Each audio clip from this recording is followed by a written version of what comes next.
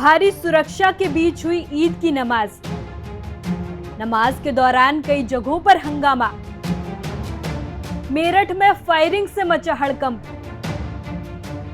देश में ईद का त्योहार उल्लास के साथ मनाया जा रहा है। सोमवार को ईद उल फित्र की नमाज अकीदत और एहतराम के साथ अदा की गई। सुबह से ही मस्जिदों और ईदगाहों में नमाजियों का तांता लगा रहा, लेकिन ईद की नमाज के दौरान उत्तर प्रदेश में कई जगहों पर हंगामा भी देखने को मिला। उत्तर प्रदेश में कड़ी सुरक्षा के बीच नमाज हो रही है।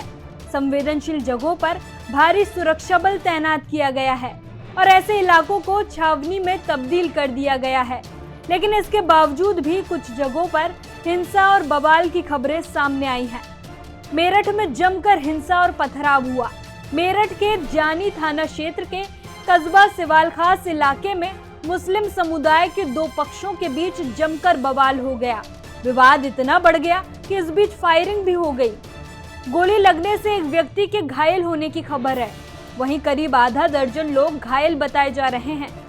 बताया जा रहा है कि बच्चों के बीच हुई कहासुनी के बाद एक ही समुदाय के दो पक्षों के बीच आपसी विवाद शुरू हुआ, जिसके बाद पथराव और मारपीट हुई और गोली भी चली।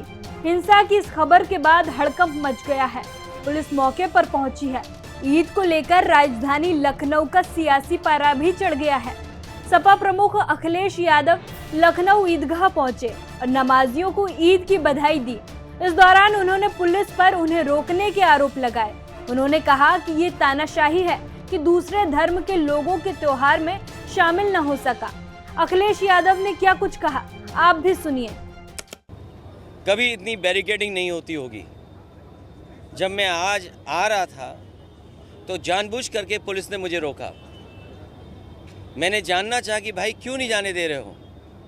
पूरी बैरिकेडिंग लगा करके मुझे आधे घंटे जब बात की तब जाने दिया, बड़ी मुश्किल से, और एक गाड़ी जाने दी। और जब जानना चाहा मैंने कि आखिरकार क्यों ऐसा किया जा रहा है, तो किसी अधिकारी के पास जवाब नहीं था। आखिरकार इसको मैं क्या मानूं, क्या समझूं? इसको मैं तानाशाही समझूं, मैं इसको इमरजेंसी समझूं, मैं इस बात को ये समझूं कि ऐसा दबाव बनाना चाहते हैं, डराना चाहते हैं, धमकाना चाहते हैं कि दूसरे के धर्मों में शामिल ना हो, दूसरों के कार्यक्रम में शामिल ना हो। मुरादाबाद में नमाज अदा करने जा रहे नमाजियों को रोकने पर हंगामा हो गया। मुरादाबाद में नमाज छूटने पर कुछ युवकों ने हंगामा कर दिया। उनका कहना था कि सुरक्षा के नाम पर उनको जगह जगह रोका गया।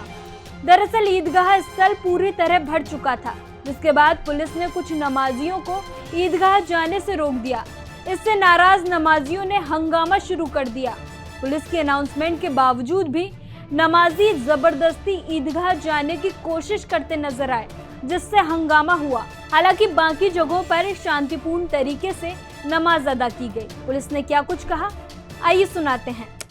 जनपद भर में समस्त स्थानों पे ईद की नमाज अदा की गई है और शांतिपूर्ण माहौल में नमाज अदा की गई है। इस संबंध में लगातार पिछले 10 दिन से सभी धर्मगुरुओं के साथ में और सभी मौजूद नागरिकों के साथ में सबके साथ संवाद स्थापित किया गया था और कोशिश की गई थी कि लोकल स्तर पे ही सारी की सारी व्यवस्थाएं हो। सबने पूरा सहयोग किया और आज पुलिस की, मजिस्ट्रेट्स की, सिविल डिफेंस की काफ़ी ड्यूटी लगी थी और सबने काफी मेहनत की। वो सभी बधाई के भी पात्र हैं।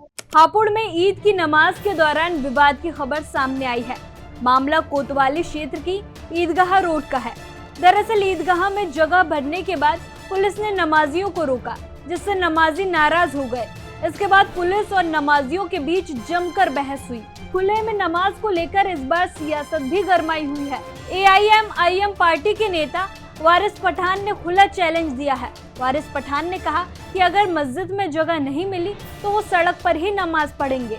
उन्होंने कहा कि अगर प्रशासन उन्हें गिरफ्तार करना चाहे तो कर ले। देखिए साहब, मुझे अगर मस्जिद में जगह नहीं मिली तो यकीन मानो मैं सड़क पे नमाज पढ़ूंगा। ईद की नमाज इंपॉर्टेंट है, घर में तो नहीं पढ़ सकते वो नमाज को। मैं रास्ते पे नमाज पढ़ूंगा। पुलिस प्रशासन जो करना है, केस करना है केस करे, अंदर डालना है डाल दे। अब आप देखिए क्या ये वायलेशन संविधान का नहीं है? इक्वालिटी का वायलेशन नहीं है? एक तरफ कावड़ ये जो रास्ते के ऊपर जाम कर देते हैं महीनों, उनके ऊपर तो आप हेलीकॉप्टर से फूल बरसाते। उत्तर प्रदेश के अलावा देश के कई राज्यों में काली पट्टी बांधकर नमाज पढ़ी गई। भोपाल के नमाजी काली पट्टी बांधकर नमाज पढ़ने पहुंचे। नमाजी वक्फ संशोधन बिल का विरोध कर रहे थे। वहीं ईदगाह के बाहर कुछ युवा फिलिस्तीन के समर्थन में बैनर लेकर खड़े नजर आए। मोती मस्जिद में भी यमन और फिलिस्तीन के साथ वक्फ बोर्ड की जायदाद की हिफाजत के लिए दुआ पढ़ी गई। राजस्थान के टोंक में भी नमाज के दौरान हंगामा हुआ। पुलिस और मुस्लिम समाज आमने सामने आ गए, जिससे तनाव बढ़ गया। हंगामे के बाद जयपुर मालपुरा दूदू स्टेट हाईवे जाम हो गया। इलाके में तनाव बना हुआ है। प्रशासन पूरी तरह सतर्क है और कानून व्यवस्था बनाए रखने के लिए हर संभव कदम उठा रहा है।